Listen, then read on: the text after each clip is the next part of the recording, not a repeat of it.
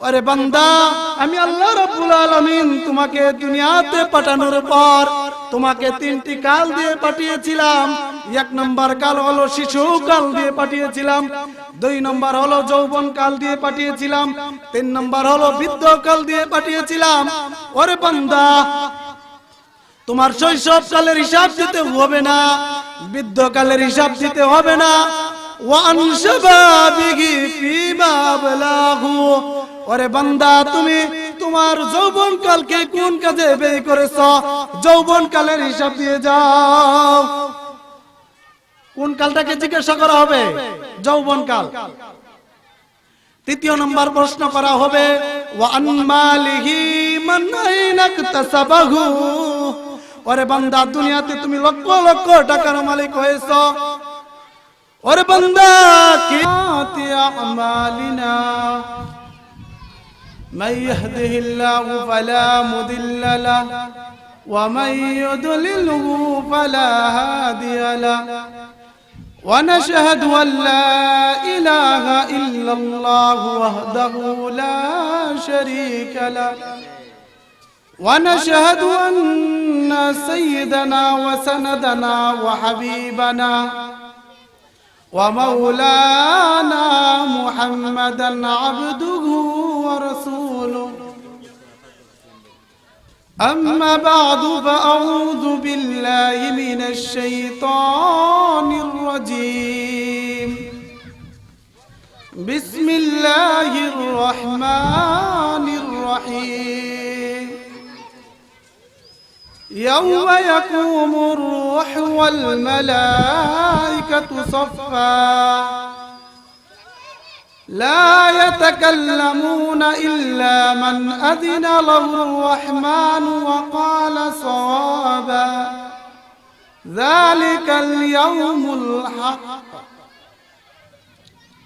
قال النبي صلى الله عليه وسلم قال لا تزال قدم ابن آدم يوم القيامة حتى يسأل عن خمس: عن عمره فيما أفناه، وعن شبابه فيما أبلاه، وعن ماله من أين اكتسبه وأنفقه، وإذا علم فيما عمل، أو كما عليه الصلاة والسلام.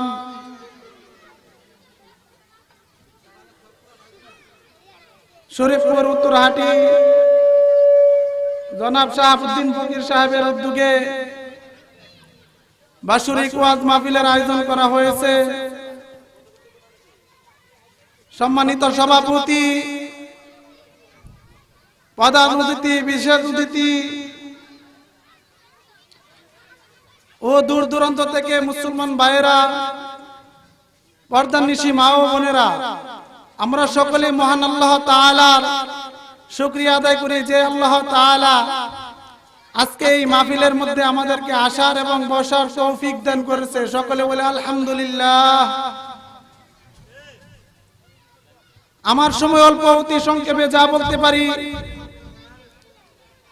তারপরে আপনাদেরকে, আমাকে আল্লাহ তাআলা আমল করার তৌফিক দান করুক। সকলে বলি ওমা তৌফিক ইল্লা বিল্লাহ। আজকের এই মাহফিলের মধ্যে আমরা আসতে এবং বসতে পেরেছি, সেই জন্য আমরা সবাই আনন্দ কিনা?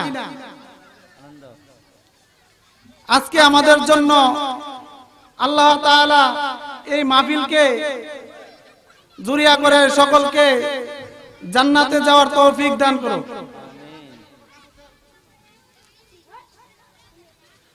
আল্লাহ তাআলা আমাদেরকে এই মাহফিলের মধ্যে আসার এবং বসার তৌফিক দান করেছেন। আল্লাহ তাআলা যাদেরকে পছন্দ করেন তাদেরকে দ্বীনি কাজের মধ্যে আসার এবং বসার তৌফিক দান করেন, ঠিক কি না? আমি আপনাদের সম্মুখে কুরআন এবং হাদিস থেকে যা তেলাওয়াত করেছি আপনাদের সম্মুখে সংক্ষেপে তা নিয়ে আলোচনা করব।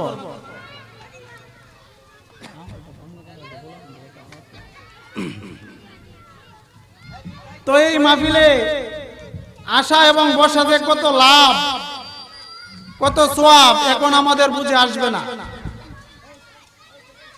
এমন একটি দিন আসবে, এমন একটি সময় আসবে যে দিন আমাদের বুঝে আসলো কোনো লাভ হবে না। ওই দিন কোন দিন? হাসরের মাঠের মধ্যে আল্লাহ তাআলা বান্দাকে যখন বলবে, হে বান্দা তুমি জাহান্নামে যাও, কিসের কারণে?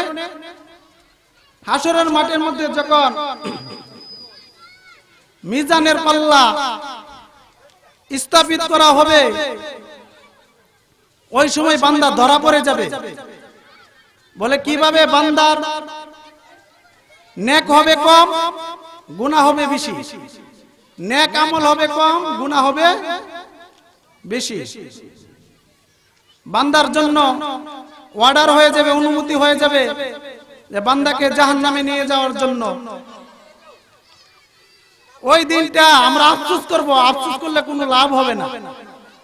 বান্দাকে তখন বলবে, হে ফেরেশতারা তাকে ধরে জাহান্নামে নিয়ে যাও। বান্দা বলবে, হে আল্লাহ একটা সুযোগ দাও দেখি হাসরের মাঠের মধ্যে কারো কাছে নেকি পাই কিনা। আল্লাহ বলে, হে বান্দা হাসরের মাঠের মধ্যে কারো কাছে তুমি নেকি পাইবা না। কেননা হাসরের মাঠটা নেকি পাওয়ার জায়গা নয়, দুনিয়াটা হলো নেকি পাওয়ার জায়গা।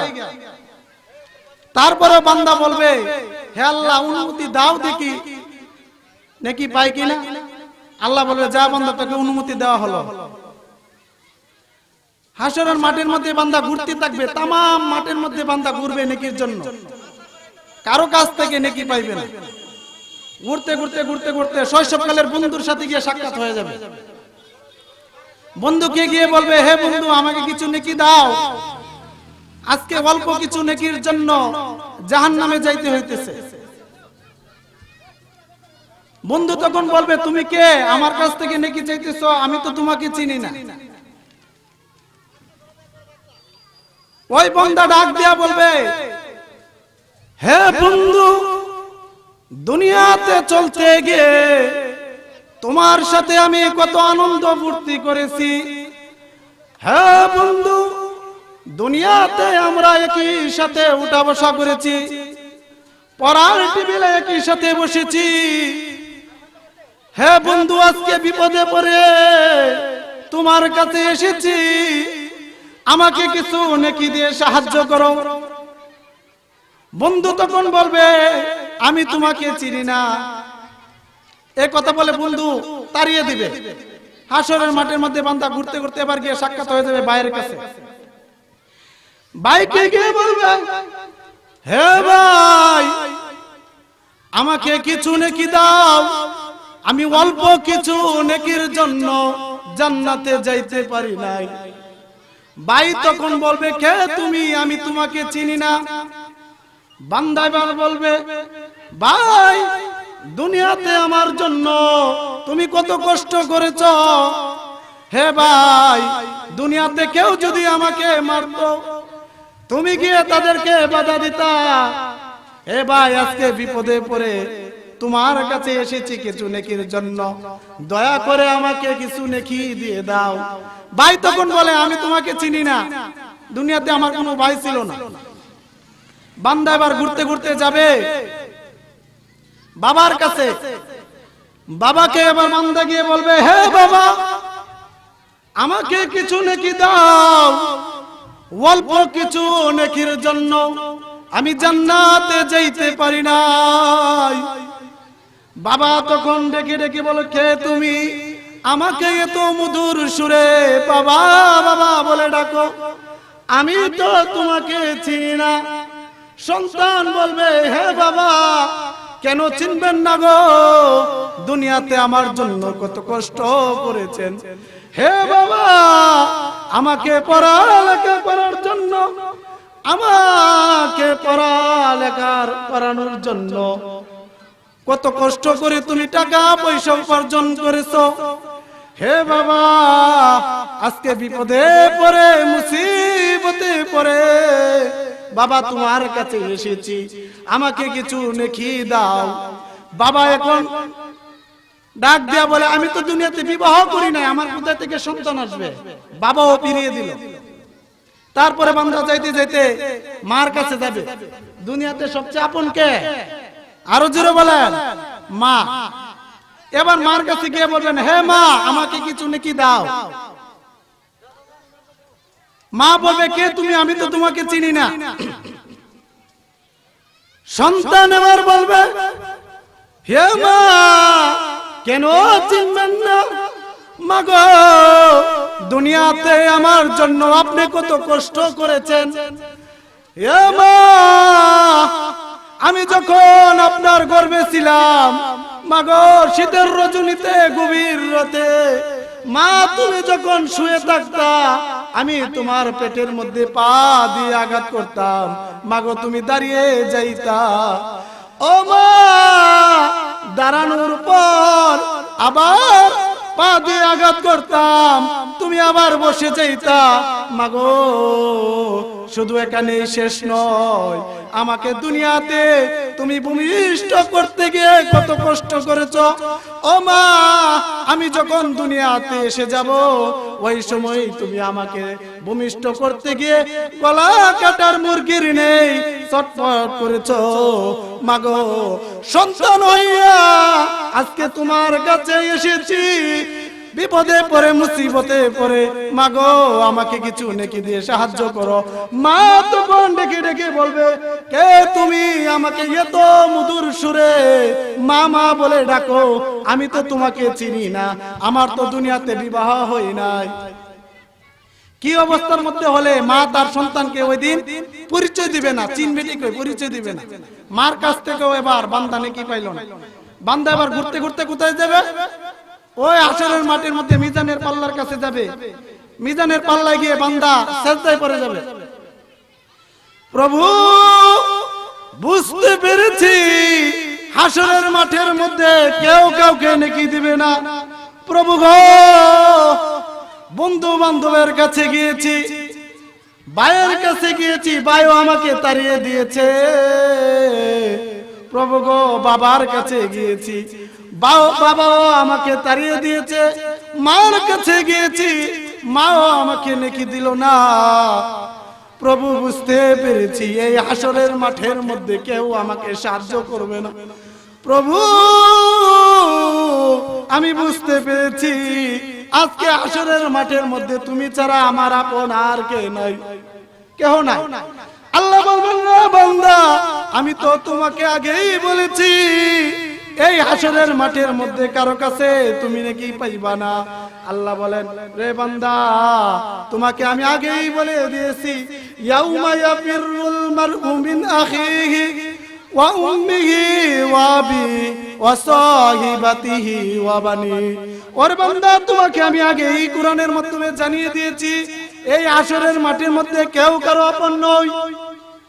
ইয়াউমা ইয়াফিরুল মারউ মিন আখিহি, এই হাসরের মাঠের মধ্যে ভাই ভাই থেকে পালন করবে, ওয়া উম্মিহি, বাবা তার সন্তান থেকে পালন করবে, ওয়া আবি ওয়া সাহিবাতিহি ওয়া বানি, মা তার মেয়ে থেকে পালন করবে, বন্ধু বান্ধব তার বন্ধু থেকে পালন করবে, এমনকি ছেলে মেয়ে স্ত্রী সুজন সব এক থেকে অপরজন পালন করবে। এই হাসরের মাঠের মধ্যে তুমি কারো কাছ থেকে নেকি পাইবা না। তারপরে বান্দা কান্দে, প্রভু, আমি জানি তুমি যা ইচ্ছা করো সব পারো। আল্লাহ তাআলা পারে কিনা? আল্লাহ তাআলা সবকিছু পারে কিনা? জোরে বলেন। আল্লাহ তাআলা বলেন, ইন্নাল্লাহা আলা কুল্লি শাইইন কাদির।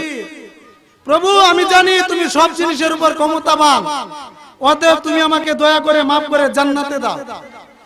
এই কথা বলবে আর বান্দা সিজদার মধ্যে মাথা দিয়ে কাঁদবে, প্রভু গো, ভুল করেছি, অন্যায় করেছি, দয়া করে ক্ষমা করে দাও, মাফ করে দাও। এভাবে বান্দা যখন মাথা সিজদায় দিয়ে কাঁদবে, আল্লাহ রাব্বুল আলামিনের দয়া হয়ে যাবে।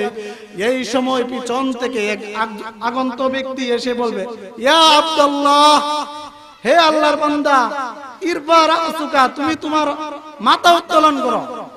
এই নাও হুজ কিতাবাকা বিকুওয়া, এই নাও কিতাব, কাগজের টুকরা তুমি শক্ত করে ধরো।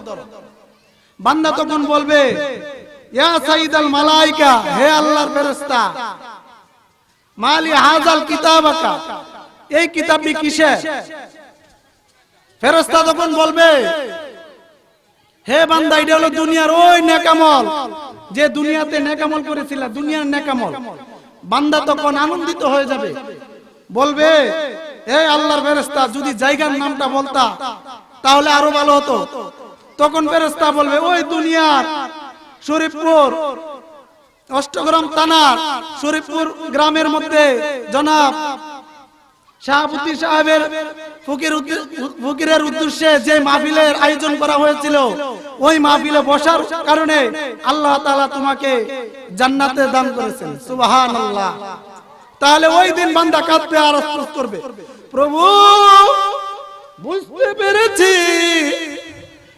প্রভু গো, মাহফিলের মধ্যে বসার দ্বারা যদি এত সওয়াব আর নেকি হয়, মাহফিলে বসার দ্বারা যদি, আলেম উলামাদের কথা শোনার দ্বারা যদি এত নেকি হয়, প্রভু গো, দুনিয়াতে কত ওয়াজ মাহফিল হয়েছে, কত আলেম উলামা আমাদের সম্মুখে এসে ওয়াজ করেছে, প্রভু আগে যদি জানতাম ওই ওয়াজ মাহফিলে বসতাম আর সম্মানিত হয়ে যেতাম, জান্নাতের অধিকারী হয়ে যেতাম। এই জন্য আমরা যারা এখন এদিক সেদিক ঘোরাফেরা করতেছি, উলামায়ে কেরাম একের পর এক আসবে, আপনাদের সম্মুখে ওয়াজ করবে, হয়তো পারে আপনি আমার এই আজকের মাহফিলকে জুরিয়া করে কাল হাসরের দিন জান্নাতে দিতে পারে কিনা? জোরে বলেন, আল্লাহ তাআলা দিতে পারে কিনা? আল্লাহ তাআলা ইচ্ছা করলে সব কিছু করতে পারেন। আল্লাহ তাআলা ইচ্ছা করলে সব কিছু করতে পারেন, ঠিক কিনা? এই জন্য আমরা এখনো এদিক সেদিক ঘোরাফেরা না করে আমরা মাহফিলে এসে বসে যাই। তো আমি আপনাদের সম্মুখে যে আয়াত তেলাওয়াত করেছি, আয়াতের মধ্যে আল্লাহ তাআলা বলেন, ওই হাসরের মাটির মধ্যে আল্লাহ তাআলা ব্যতীত আর কেউ কথা বলতে পারবে না। হাসরের মাটির মধ্যে সমস্ত মানুষ একত্রিত হবে, সমস্ত রূহ একত্রিত হবে। ওই সময় হাসরের মাটির মধ্যে কেউ কথা বলতে পারবে না। আল্লাহ তাআলা যাকে অনুমতি দিবে সেই কথা বলতে পারবে। ইয়াউমা ইয়াকুমুর রূহ ওয়াল মালায়েকাতু সাফফা, সমস্ত রূহ সমস্ত ফেরেশতা একত্রিত হয়ে দাঁড়াবে। ওই দিন কেউ কথা বলতে পারে, লা ইয়াতাকাল্লামুনা ইল্লা মান আযিনা লাহুর রাহমান ওয়া ক্বালা সাওয়াবা, যালিকাল ইয়াউমুল হক। আল্লাহ তাআলা যাকে অনুমতি দিবে সেই কথা বলতে পারে, আর কেউ কথা বলতে পারবে না। তাহলে হাসরের মাঠের অবস্থা, ভয়াবহ অবস্থা কেমন হবে একটু চিন্তা করেন। আল্লাহ তাআলা যাকে অনুমতি দিবে সেই কথা বলতে পারবে, আর কেউ কথা বলতে পারবে না। হাসরের মাঠের মধ্যে মানুষ নাফসি নাফসি বলতে থাকবে, আল্লাহ আমাকে বাঁচাও, আল্লাহ আমাকে বাঁচাও। আল্লাহর নবী আরো বলেছেন, হাসরের মাঠের ভয়াবহ অবস্থা এমন হবে, মানুষের গুনার কারণে কারো কারো হাড়ু পর্যন্ত পানি হবে, আবার কারো কারো গলা পর্যন্ত পানি হবে, আবার কেউ কেউ হাসরের মাটির মধ্যে এই পানির মধ্যে সাঁতরাতে থাকবে। এই জন্য আল্লাহর নবী বলেন, আমার তেলাওয়াতকৃত হাদিসের মধ্যে বলেন, আল্লাহর নবী বলেছেন, ক্বালা লা তাজালু কদম ইবনি আদম ইয়াউমাল কিয়ামাতি হাত্তা ইউসআলা আন খামস। বনি আদমের সন্তান, বনি আদমের সন্তানরা, ছেলে পুরুষ মহিলা সবাই যতক্ষণ পর্যন্ত 5টি প্রশ্নের উত্তর না দিবে, কেউ এক পাও এদিক সেদিক করতে পারবে না। 5টি প্রশ্ন আমাদের জানার দরকার আছে কিনা? 5টি প্রশ্নের উত্তর জানার দরকার আছে কিনা? জোরে বলেন। আল্লাহর নবী হাদিসের মধ্যে বলেন, ক্বালা লা তাজালু কদম ইবনি আদম ইয়াউমাল কিয়ামাতি হাত্তা ইউসআলা আন খামস আন উমরিহি ফীমা আফনাহু। হাসরের মাঠের মধ্যে বান্দা বান্দিকে প্রশ্ন করা হবে, ওরে বান্দা, আমি আল্লাহ রাব্বুল আলামিন তোমাকে একটা হায়াত দান করেছিলাম, ওই হায়াতের মধ্যে একটা জীবন দান করেছিলাম। হায়াত নামক জীবন দান করার পর তোমার সমস্ত জীবনকে তুমি কোন কাজে ব্যয় করেছো আমি আল্লাহর কাছে হিসাব দিয়ে যাও। আল্লাহর কাছে হিসাব দিতে হবে কিনা? দ্বিতীয় নম্বর বান্দাকে প্রশ্ন করা হবে ওয়ান শাবাবিহি ফিমা আফনাহু। আরে বান্দা, আমি আল্লাহ রাব্বুল আলামিন তোমাকে দুনিয়াতে পাঠানোর পর তোমাকে তিনটি কাল দিয়ে পাঠিয়েছিলাম। এক নম্বর কাল হলো শিশু কাল দিয়ে পাঠিয়েছিলাম, দুই নম্বর হলো যৌবন কাল দিয়ে পাঠিয়েছিলাম, তিন নম্বর হলো বৃদ্ধ কাল দিয়ে পাঠিয়েছিলাম। ওরে বান্দা, তোমার শৈশব কালের হিসাব দিতে হবে না, বৃদ্ধ কালের হিসাব দিতে হবে না। ওয়ান শাবাবিহি ফিমা আবলাহু। ওরে বান্দা, তুমি তোমার যৌবন কালকে কোন কাজে ব্যয় করেছো যৌবন কালের হিসাব দিয়ে যাও। কোন কালটাকে জিজ্ঞাসা করা হবে? যৌবন কাল। তৃতীয় নম্বর প্রশ্ন করা হবে ওয়ান মালিহি মান আইনা ইকতাসাবাহু। ওরে বান্দা, দুনিয়াতে তুমি লক্ষ লক্ষ টাকার মালিক হয়েছো। ওরে বান্দা, কিভাবে লক্ষ লক্ষ টাকার মালিক হয়েছো? হালাল ভাবে ইনকাম করেছো নাকি হারাম ভাবে ইনকাম করেছো? আমি আল্লাহর কাছে হিসাব দিয়ে যাও। চতুর্থ নম্বর প্রশ্ন করা হবে ওয়ান মালিহি মান আইনা ইকতাসাবাহু ওয়া আনফাকাহু। ধন সম্পদ পাওয়ার পর এই ধন সম্পদকে তুমি কোন কাজে ব্যয় করেছো? আমি আল্লাহর রাস্তায় ব্যয় করেছো নাকি দুনিয়ার গান বাজনার পিছনে ব্যয় করেছো? আমি আল্লাহর কাছে হিসাব দিয়ে যাও। চতুর্থ নম্বর কি? ধন সম্পদ দুনিয়াতে মাহফিলের কাছে ব্যয় করেছো, কুরআন হাদিসের কাছে ব্যয় করেছো, নাকি তুমি দুনিয়ার পিছনে গান বাজনার পিছনে ব্যয় করেছো? বলে যাও। আজকে ধন সম্পদ পাওয়ার পর এই যে আজকে আমরা একটি মাহফিল করেছি, এই নেককার মাহফিল। মাহফিলই নেক কাজ না? আল্লাহর নবী হাদিসের মধ্যে বলেছেন আওয়ালাদুন সালিহু ইয়াদউ লাহু। আল্লাহর নবী হাদিসের মধ্যে বলেছেন মানুষ যখন দুনিয়া থেকে বিদায় হয়ে যায় তার সমস্ত আমলের দরজা বন্ধ হয়ে যায় ইল্লা সালাসাতুন, তবে তিনটি আমলের দরজা খোলা থাকে। মিন সাদকাতিন জারিয়া আও ইলমু ইউনতাফাউ বিহি। দ্বিতীয় নাম্বার হলো এমন জ্ঞান, এমন ইলম যে ইলম রেখে গেলে মানুষ ইহকাল এবং পরকালে সম্মানিত হবে। আর তৃতীয় নাম্বার হলো আও ওয়ালাদুন সালিহুন ইয়াদউ লাহু। তৃতীয় নাম্বার হলো কি? নেক সন্তান রেখে যাওয়া। এই হাদিসটা এই জন্য বললাম, আমাদের পূর্বপুরুষরা আমাদের মধ্যে নেক সন্তান রেখে গিয়েছেন, আর নেক সন্তান রেখে যাওয়ার কারণে আজকে আমরা এই মাহফিল করতে পারছি। ঠিক কিনা? মাহফিল নেক কাজ কিনা? জোরে বলেন। গান বাজনা করলে গুনাহ হলো না? তো এই মাহফিল করছে, মাহফিলটা নেক কাজ না? তো আমাদের মধ্যে নেক সন্তান রেখে গিয়েছেন বিদায় আজকে এই মাহফিলটি করতে পারছে। আল্লাহর নবী বলেন আওয়ালাদুন সালিহুন ইয়াদউ লাহু। এই নেককার সন্তান যদি মাহফিল করে, কুরআন হাদিসের মাহফিল, নামাজ পড়ে, মাতা পিতার জন্য দোয়া করে, রব্বানা যালামনা আনফুসানা ওয়া ইল্লাম তাগফির লানা ওয়া তারহামনা লানাকুনান্না মিনাল খাসিরিন রব্বিরহামহুমা কামা রব্বায়ানি সগীরা। প্রভু, ভুল করেছি, অন্যায় করেছি, আমাকে মাফ করে দাও। প্রভু গো, আমার পিতামাতা আমাকে কত কষ্ট করে লালন পালন করে বড় করেছেন। প্রভু, আজকে তারা অন্ধকার কবরে শুয়ে আছে, দয়া করে আমার পিতামাতাকে আজকের মাহফিলের উদ্দেশ্য করে, প্রভু আমার দুয়ার উদ্দেশ্য করে আমার মাতা পিতাকে মাফ করে দাও। আল্লাহ মাফ করতে পারে কিনা? জোরে বলেন। তো এই মাহফিলের উদ্দেশ্যে আল্লাহ তাআলা মাফ করতে পারে না? আওয়ালাদুন সালিহুন ইয়াদউ লাহু। নেককার সন্তান রেখে যাইলে রাসূল সাল্লাল্লাহু আলাইহি সাল্লাম বলেছেন এই নেককার সন্তানের দোয়ার কারণে মাতা পিতা কবর থেকে শুয়ে শুয়ে নেক আমল পাইতে থাকবে।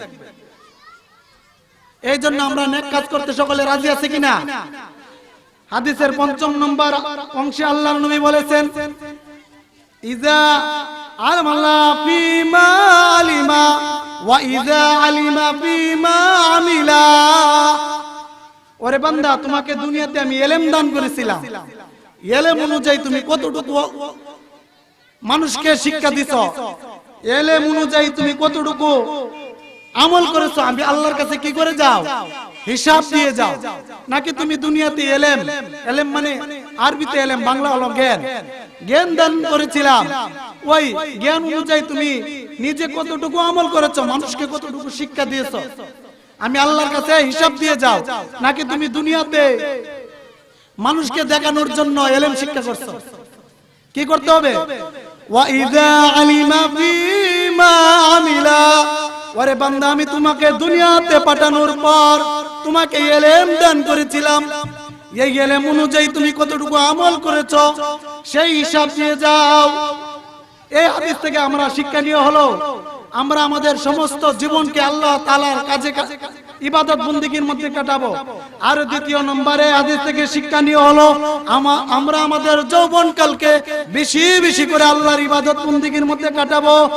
তৃতীয় নম্বরে হাদিস থেকে শিক্ষণীয় হলো আমরা ধন সম্পদ হালাল ভাবে উপার্জন করব, হালাল ভাবে ইনকাম করব। চতুর্থ নম্বরে হাদিস থেকে শিক্ষণীয় হলো আমরা ধন সম্পদ পাওয়ার পর এই ধন সম্পদকে আল্লাহর রাস্তায় ব্যয় করব, কোরআন হাদিসের মাহফিলে ব্যয় করব, দ্বীনি প্রতিষ্ঠানে ব্যয় করব। আর পঞ্চম নম্বর শিক্ষণীয় হলো আমরা নিজেই যতটুকু এলেম আমল এলেম অর্জন করব সেই অনুযায়ী আমল করব এবং মানুষকে শিক্ষা দিব, ঠিক কি না? এই অনুযায়ী আল্লাহর নবী বলেছেন ওয়ালা লা তাজালু ওয়াদামা বিআদম ইয়াউমাল কিয়ামতি, বনি আদমের সন্তান যতক্ষণ পর্যন্ত হাত্তা ইউসালা আন খামস, পাঁচটি প্রশ্নের উত্তর, এই পাঁচটি প্রশ্নের উত্তর না দিবে আর এক পাও এদিক সেদিক করতে পারবে না। ওই হাসরের মাঠে কি অবস্থা হলে, ভয়াবহ অবস্থা হলে আমরা একটু আমাদের সাথে মিলাই, এই হাদিসের সাথে মিলাই যে আমরা এই অনুযায়ী কতটুকু আমল করতেছি, এই অনুযায়ী আমরা কতটুকু আমল করতেছি একটু চিন্তা করি যে আমরা সমস্ত জীবনটা আল্লাহর কাছে ব্যয় করতেছি কিনা, আমরা আমাদের যৌবনকালটা আল্লাহর কাছে ব্যয় করতেছি কিনা, ধন সম্পদ হালাল ভাবে উপার্জন করতেছি না, হালাল হারাম বাছাবাছি নাই, যে যে দিক দিয়ে পারি এদিক দিয়ে উপার্জন করতেছি না, আমার হালালের দিকে একটু লক্ষ্য করতে হবে, পরকালকে বই করতে হবে। পরকালকে বই করে আমরা যদি চলতে পারি তাহলে আমরা ইহকাল এবং পরকালে কি হয়ে যাব? কামিয়াবি হয়ে যাব। ইহদিনাস সিরাতাল মুস্তাকিম, আমরা যদি দুনিয়াতে ভালোভাবে চলি, আল্লাহর নবী বলেছেন ইহদিনাস সিরাতাল মুস্তাকিম, তোমার জন্য কি হয়ে যাবে? তোমার জন্য জান্নাতের রাস্তা সহজ হয়ে যাবে। ওই বান্দা কি করবে? ডাইরেক্ট জান্নাতে চলে যাবে। সাহাবারা জিজ্ঞাসা করলেন আল্লাহর নবী বলে যদি তোমরা দুনিয়াতে আমি নবীর যেভাবে বলেছি যেভাবে চলেছি সেভাবে চলতে পারো এবং আল্লাহ তাআলা তার কুরআনের মধ্যে যেভাবে বলেছে সেভাবে চলতে পারো, তাহলে তুমি ইহকাল এবং পরকালে কামিয়াবি হয়ে যাবে। আল্লাহর নবী যখন এই কথা বললেন সাহাবারা জিজ্ঞাসা করলেন ইয়া রাসূলুল্লাহ ইয়া হাবিবাল্লাহ, ওগো আল্লাহর নবী আমরা কিভাবে চললে দুনিয়াতে এবং পরকালে লাভবান হতে পারবো? আল্লাহর নবী বলেন তারাকতু ফীকুম আমরাইন লান তাদিল্লু মা তামাসসাকতুহুমা বিহিমা কিতাবাল্লাহি ওয়া সুন্নাতু রাসূলিহি। ওরে সাহাবীরা, আমি তোমাদের মধ্যে দুইটি জিনিস রেখে যাই, এই দুইটি জিনিসকে যদি তোমরা ধরে রাখতে পারো, এই দুইটি জিনিসকে যদি তোমরা আঁকড়ে ধরে রাখতে পারো তাহলে তোমরা কখনো কি হবে না? পথভ্রষ্ট হবে না। সাহাবারা জিজ্ঞাসা করলেন ইয়া রাসূলুল্লাহ এই দুইটি জিনিস কি? আল্লাহর নবী বলেন সাহাবীরা, এক নম্বর হলো কুরআন, দ্বিতীয় নম্বর হলো আমি নবীর সুন্নাত। তোমরা যদি তোমাদের জীবনকে কুরআনের রঙে রঙিন করতে পারো, আমি নবী যেইভাবে চলেছি সেইভাবে তোমরা চলতে পারো, তাহলে তোমার ইহকাল এবং পরকালে কামিয়াবি হয়ে যাইবা। সুবহানাল্লাহ। এক নম্বর হলো কুরআনে যা বলেছেন যালিকাল কিতাবু লা রাইবা ফিহি, ইয়া এমন একটি কিতাব লা রাইবা ফিহি যার মধ্যে কোনো সন্দেহ নেই। এটাকে কি করতে হবে? আমরা মানতে হবে, কুরআনকে মানতে হবে। আল্লাহ রাব্বুল আলামিন কুরআনের মধ্যে যা আদেশ করেছেন এই আদেশ অনুযায়ী চলা, যা থেকে নিষেধ করেছেন এই নিষেধ থেকে আমরা কি করা? বিরত থাকা। যদি এভাবে আমরা চলতে পারি, কুরআনের রঙে রঙিন হতে পারি, কুরআনে আল্লাহ রাব্বুল আলামিন যেভাবে বলেছেন সেইভাবে যদি আমরা চলতে পারি তাহলে আমরা ইহকাল এবং পরকালে কামিয়াবি হয়ে যাব। আল্লাহর নবী হাদিসের মধ্যে বলেছেন দ্বিতীয় নম্বর হাদিসের মধ্যে বলেছেন আমি নবী যেভাবে চলেছি সেভাবে যদি তোমরা তোমাদের জীবনকে কাটিয়ে দিতে পারো তাহলে তোমরা ইহদিনাস সিরাতাল মুস্তাকিম তোমাদের জন্য জান্নাতের রাস্তা সহজ হয়ে যাবে। আল্লাহর নবী কিভাবে চলেছেন, নবীজি যেভাবে চলেছেন আমরা যদি সেভাবে চলতে পারি তাহলে আমরা ইহকাল এবং পরকালে কি হব? লাভবানই হব। ছোট্ট একটা হাদিস বলে আমার আগে যে ভাই ওয়াজ করেছিল যে বলছে আমরা প্রস্রাব পায়খানা থেকে বিরত থাকতাম। প্রস্রাব পায়খানা ইডো আল্লাহ তাআলা রাসূলের একটা হাদিস। আল্লাহর নবী বলেন আকসারু আযাবিল কবরি মিনাল বাউল, কবরের মধ্যে পুরুষ কিংবা নারী উভয়কে আযাব দেওয়া হবে। আকসারু আযাবিল কবরি মিনাল বাউল, আল্লাহর নবী বলেছেন অধিকাংশ মানুষকে কবরের মধ্যে আযাব দেওয়া হবে পুরুষ এবং নারী, তারা তাদের প্রস্রাব পায়খানার দিকে সতর্ক না হওয়ার কারণে, প্রস্রাব পায়খানা ভালোভাবে প্রস্রাব পায়খানা করে পানি ঢিলাগুলো ভালোভাবে ব্যবহার না করার কারণে আকসারু আযাবিল কবরি মিনাল বাউল, তাদেরকে অধিকাংশ কবরের মধ্যে আযাব দেওয়া হবে শুধু প্রস্রাব পায়খানার দিকে, প্রস্রাব পায়খানা থেকে ভালোভাবে পাক সাফ না হওয়ার কারণে, পরিষ্কার না হওয়ার কারণে। এইটা রাসূল সাল্লাল্লাহু আলাইহি সাল্লামের একটা হাদিস। আমার আগে যে ভাই আলোচনা করেছিল বাড়ি শিবলা লোকমান ভাই খুব সুন্দর আলোচনা করেছে। আমি তার এই কথাটা শুনছি যে প্রস্রাব পায়খানা থেকে যদি আমরা বিরত থাকতে পারি তাহলে আমরা রাসূল সাল্লাল্লাহু আলাইহি সাল্লামের হাদিসের উপর আমল করা হয়ে গেল। আর এই আমল করে যদি রাসূল সাল্লাল্লাহু আলাইহি সাল্লামের হাদিসের উপর, তাহলে এই হাদিসের উপরে আমল করার কারণে হতে পারে আল্লাহ তাআলা আপনাদেরকে এবং আমাকে জান্নাতে দান করতে পারে, ঠিক কি না? কারণ রাসূল সাল্লাল্লাহু আলাইহি সাল্লামের قال النبي صلى الله عليه وسلم اكثر عذاب القبر من البول, হে মুসলমান নরনারীরা তোমরা অধিকাংশ মানুষ জাহান্নামের আগুনে জ্বলবে একমাত্র শুধু প্রস্রাব পায়খানা করে তারপরে পানি ঢিলাগুলো ভালোভাবে ব্যবহার না করার কারণে। তাহলে আমরা আজকে শিক্ষা নিও নবীজির হাদিস থেকে যে আমরা প্রস্রাব পায়খানা থেকে বিরত থাকি, ভালোভাবে ঢিলাগুলো লই ওইদিকে আমরা কি করি? লক্ষ্য রাখি। এই জন্য আমরা ওইদিকে একটু লক্ষ্য রাখি। হয়তো আমরা নামাজ অনেকে নামাজ পড়ি না বলে আমি পাক পবিত্র থাকে কি করি না, আপনি নামাজ পড়লে পড়েন না পড়লে নাই, কিন্তু আপনি পড়কে যে